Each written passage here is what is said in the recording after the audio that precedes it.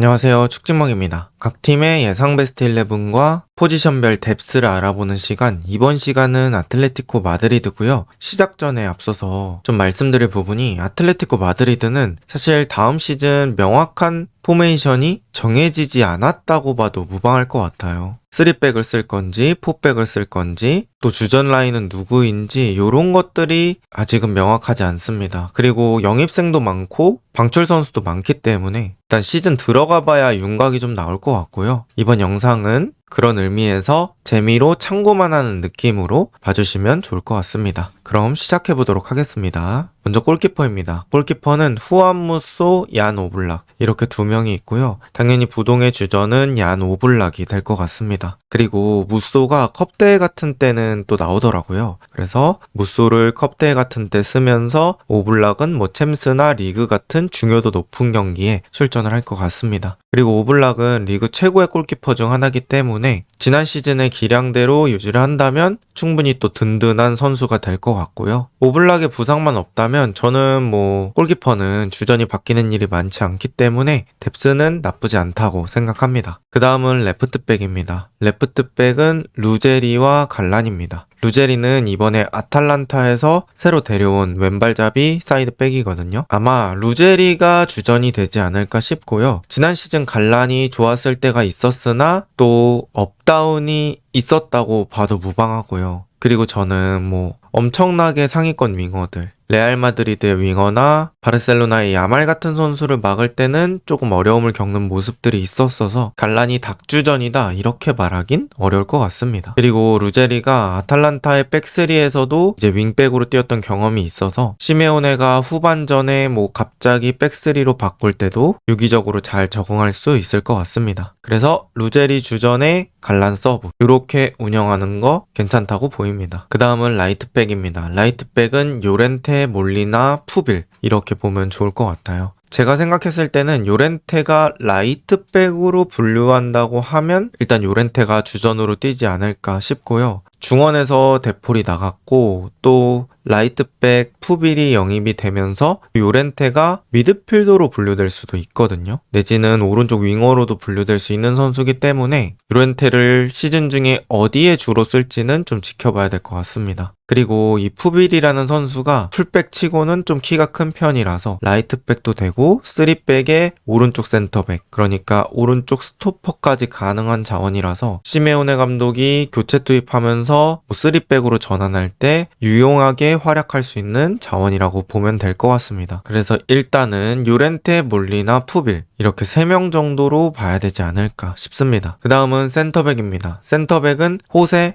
랑글레, 한츠코, 르노르망입니다. 이번에 한츠코라는 센터백과 레프트백이 되는 자원을 또 데려왔고요. 이렇게 됐을 때는 센터백 뎁스가 왼발 2명, 오른발 2명으로 주발 밸런스는 좀 잘 맞게 됩니다. 그리고 만약에 이제 포백이 아니라 백3 사용 시에는 푸빌이 오른쪽 스토퍼로 들어올 수 있으니까 또 여기 센터백 뎁스에도 낄 수는 있겠죠. 그런데 아틀레티코 마드리드가 일단 4명보다는 1명 더 추가된 5명을 원하는 것 같습니다. 구단 내부에서는 1명의 센터백 추가 영입 고려 중이라는 얘기가 나오고 있고요. 이 센터백 뎁스가 좋은 평가를 받으려면 저는 크게 한 두세 가지 조건 정도가 필요하다고 보는데요. 첫 번째는 이제 호세가 부상 없이 한 시즌을 치르는 거고요. 두 번째는 새로 영입된 한츠코가 얼마만큼 적응해서 플레이할 수 있는지를 지켜봐야 할 것 같습니다. 이제 센터백의 나이가 대부분 20대 중후반이거든요. 그래서 전성기에서 조금 넘어가는 나이, 그 사이라고 보면 될 것 같은데 센터백이란 포지션을 고려해 봤을 때는 뭐 나쁘진 않습니다. 그런데 여기에 뭐 젊은 센터백 1명 정도 데려온다고 했을 때는 또 나쁘지 않을 것 같다라는 생각이 좀 있습니다. 그래서 만약에 구단이 센터백 1명 더 영입한다고 하면 주전급을 영입하려고 하는 건지 서브가 들어올 건지에 따라 이 뎁스에 대한 평가가 달라질 것 같습니다. 그 다음은 미드필더 1번 자리입니다. 저는 아직 3백인지 4백인지 정해지지 않았기 때문에 일단 4백 베이스로 짜봤고 미드필더를 3명으로 잡아봤습니다. 그 중에 미드필더 첫 번째 자리입니다. 이 자리는 수비적으로 좀 기여할 수 있는 자리가 될 것 같고 뭐 4백 보호라든지 센터백의 공을 받아주는 역할이 주 임무가 될 것 같습니다. 이 자리에 뛸 수 있는 걸로 적합한 선수로는 저는 카르도주와 코케 이렇게 생각을 했고요.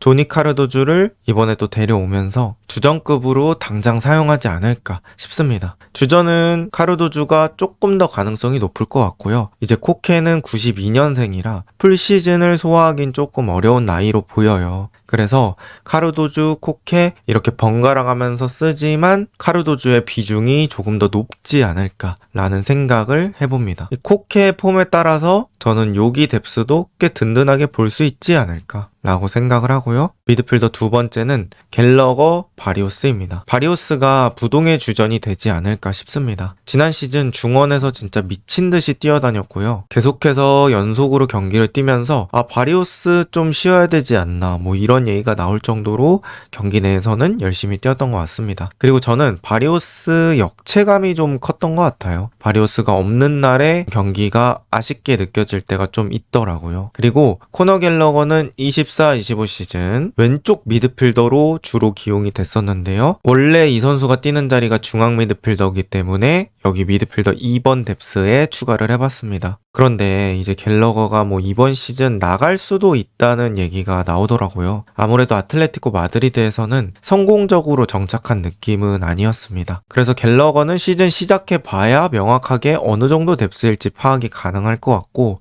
또 이 자리에 마르코스 요렌테가 뛸 수도 있기 때문에 그 가능성까지 생각할 수 있을 것 같습니다. 미드필더 세 번째입니다. 조금은 공격적인 역할을 하는 그런 자리라고 볼 수 있을 것 같고, 그리즈만, 알마다, 바에나 이렇게 저는 3명으로 생각을 했고요. 만약에 알렉스 바에나를 왼쪽 윙어로 분류한다고 했을 때는 티아고 알마다가 출전의 비중이 더 늘어날 것 같습니다. 그리고 그리즈만은 이 미드필더 중에 공격형 미드필더 자리에 뛸 수도 있고, 또 만약에 투톱을 사용한다고 했을 때는 한 칸 더 위쪽에서 뛰는 거를 생각해 볼 수도 있을 것 같습니다. 아무래도 이제 그리즈만도 나이가 있기 때문에 풀시즌을 소화하는 거는 어렵지 않을까 싶고요. 투톱 체제에서도 사용될 가능성이 있다, 이렇게 볼 수 있을 것 같아요. 그런데 저는 이 미드필더 3번 자리가 뭐 누가 닥주전이라기보다는 적절한 로테이션으로 돌리지 않을까라는 생각이 좀 있습니다. 바에나를 왼쪽 윙어로 분류한다고 하면 그리즈만, 알마다 어느 정도 균형된 출전 시간을 부여받지 않을까라고 생각을 해보고요. 레프트 윙입니다. 레프트 윙은 바에나, 훌리안, 갤러거 이렇게 분류를 해봤는데 아마 알렉스 바에나가 부동의 주전이 되지 않을까 싶습니다. 제가 말씀드리는 거는 4-3-3 체제에서의 이야기고요. 만약에 또 세를로트가 선발일 때는 훌리안이 윙이 되고 바에나가 공미가 될 가능성도 있거든요. 그래서 그런 가능성도 배제할 수는 없다고 생각합니다. 그리고 갤러거는 여기 왜 들어가 있냐? 24-25 시즌에 측면으로 기용했기 때문에 일단 넣어봤고요. 근데 갤러거가 기용됐을 때는 4-4-2 체제일 때 왼쪽 미드필더였거든요. 그런데 지금은 4-3-3으로 바뀌니까